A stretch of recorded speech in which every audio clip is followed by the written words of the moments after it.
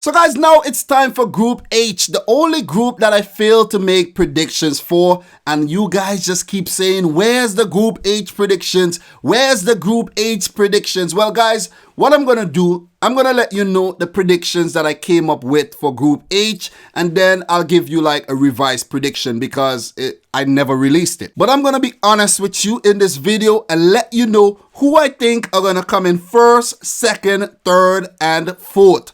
I'll do this as a separate video. I'll just cut it out and make a separate video for it for all the Group H faithfuls, okay? So in Group H, as we know, there's Ajax, Chelsea, Valencia, and Lille. Lille making a return to the Champions League after a very long hiatus. So in matchday 1, Lille lost to Ajax while Chelsea lost to Valencia. But now it's time to talk about matchday 2. On matchday 2, Lampard's Chelsea visited Lille in France and they picked up their first ever Champions League win under their new manager, winning the game 2-1. Tammy Abraham scored first for Chelsea in the 22nd minute, but Osimhen equalized for Lille in the 33rd. Chelsea picked up the winning goal in the 77th minute, courtesy of their veteran Willian. And no wonder Lampard is persisting with Willian and Pedro and Mount and these guys ahead of Pulisic because they're coming up with the goods.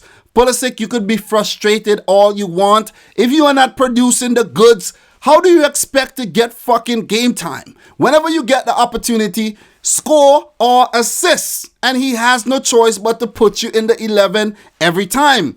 I have taken away the Captain America thing from you and now given it to Jesse March, so you have to work very hard to get it back because March is currently on fire. He is the first American to manage in the Champions League as well.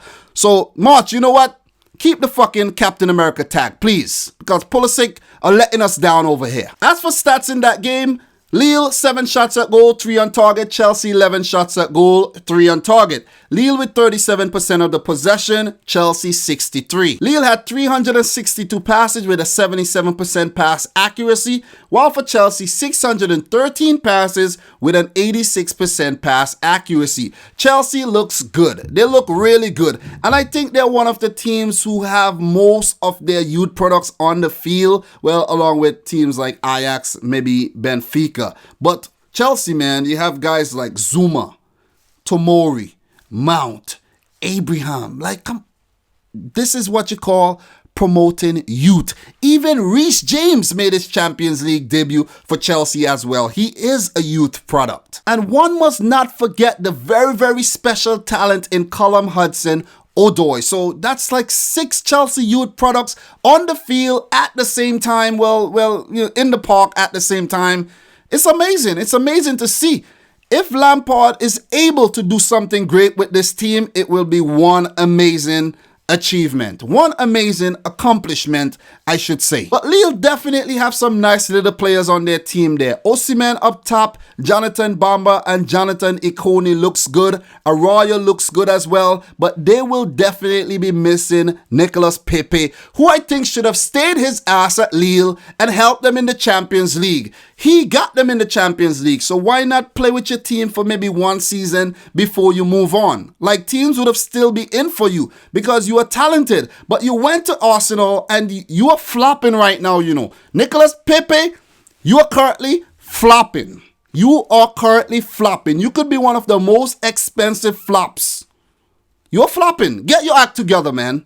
Or go back to Lille. As for insights, Chelsea ended a run of 4 games without a win in the Champions League, drawing 2, losing 2, picking up their first victory in the Champions League since November of 2017 when they defeated Karabakh 4-0. Lille are winless in their last 9 home Champions League games, losing each of their last 4 in a row. Not good at all. Not good. Not good. In the 68 games that Frank Lampard has managed between Derby County and Chelsea in all competitions, his team have only kept a clean sheet in 22% of their matches.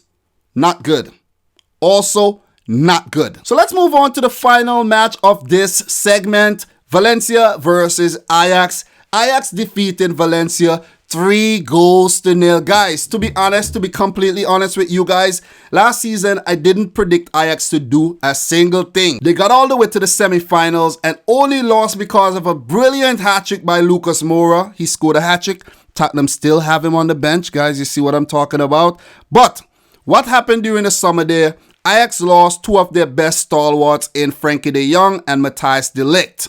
They went to Barcelona and Juventus respectively. So I was thinking, you know what? De Jong leaving, de Ligt leaving, Lasse Schoen left. What's going to happen to Ajax here? Oh man, they lost their backbone. They lost their, heartbeats there.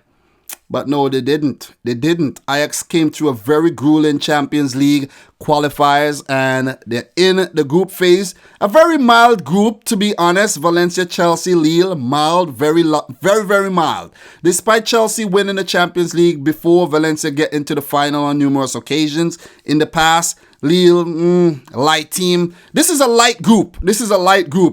Ajax, they would have been smiling. But to be honest, guys, before I go into this game anymore, I did not expect Ajax to do well this season at all. But you know what? Let me just finish talking about this game. Hakim Ziyech with that 8-minute goal, man. Oh my fucking God. What a goal. What a goal to beat Jasper Cillessen, a former Ajax man. What a goal. He must be ashamed. All the former Ajax players must have messaged him after the game and be like, what the fuck, man? What the fuck? Because that was an amazing strike by Ziyech. And guys, we have to give praise to guys like Ziyech, Van de Beek, Neres, Onana, and all the other guys who stayed at the club. Well, not really Dusan Tadic. He would have stayed there. But you got to give props to these guys. They stayed at the club and they're going to fight their hearts out for Ajax. Quincy Promes scored in the 34th minute and I did not expect him to move to Ajax from Sevilla.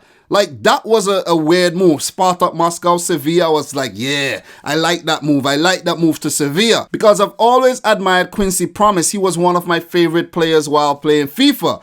And then he moved to Ajax. Oh, man, he's a big boost because he is one of the big players in the Dutch international team there. That was a good goal. And the third goal was scored by Donny van de Beek, man. Coming back from injury.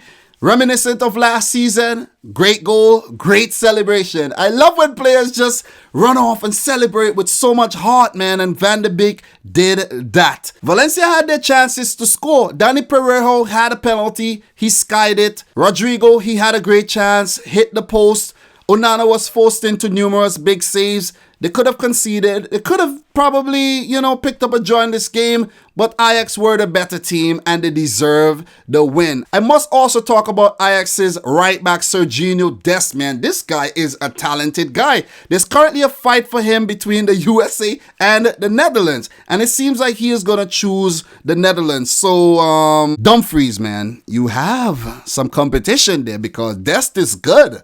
He is really skillful. But Ajax is looking really, really good, man. With Lisandro Martinez and Edson Alvarez in the middle of the field, playing that Frankie de Jong role. So you see Frankie de Jong is not there anymore. Two players have to play that role. Tadic, Veltman, and Blind were all resolute as well. Neres, Huntelaar, and CM de Jong came off the bench for the Dutch team. Oh, they're looking good. They're looking really, really good. They're looking good, man. And Valencia currently, under a new manager and all after they sacked Marcelino and hired some guy whose name I could never ever remember. His name is Albert Celades. I could never ever remember his name, but I don't think Valencia are going to make it out this group at all. As for some stats in the game, Valencia 14 shots at goal, 4 on target, 55% of the possession, 531 passes with an 87% pass accuracy. So they had the ball, they had the shots off, but just couldn't score. Ajax, 13 shots at goal, 7 on target, 45% of the possession, 452 passes with an 84% pass accuracy. Ajax committed 22 fouls compared to Valencia's 8. So Ajax wanted the ball back. They won the ball back and they tackled hard. So they showed more intent in the game and deserved the win. As for some insights, guys, Valencia suffered their heaviest home defeat in Champions League since 2004 when they were beaten 5-1 by Inter Milan. Ajax have won each of their 2 last Champions League away games against Spanish oppositions versus Real Madrid. Remember that 4-1 thumping. And against Valencia last night. As many as they had won in their previous 9 attempts. So this is a new Ajax team. 2 2 wins, 1 draw, and 6 losses in their last 9 travels to Spain. And those 2 wins came this season and last. So Ajax going through a renaissance right now under Erik ten Hag. I have to mention his name. Haven't mentioned a lot of coaches, but I have to mention Erik ten Hag today. At the end of those Group H fixtures, Ajax are currently on top with 6 points, Chelsea second 3 points, Valencia third 3 points, and Lille at the bottom without a point. So for all of you guys who want to know my initial predictions for Group H, I'm gonna share it with you right now. I predicted Chelsea to top Group H, Valencia to come in second, Ajax to come in third, and Lille to come in last. Yeah, I know the Ajax fans are going to get at me right now. I know, but guys, I never shared those predictions. I never made a video. I'm only revealing my initial predictions. But right now, they have changed. They have definitely changed. They have changed. I'm going to change my predictions. I can do that. I never put it on wax. I'm just letting you know now.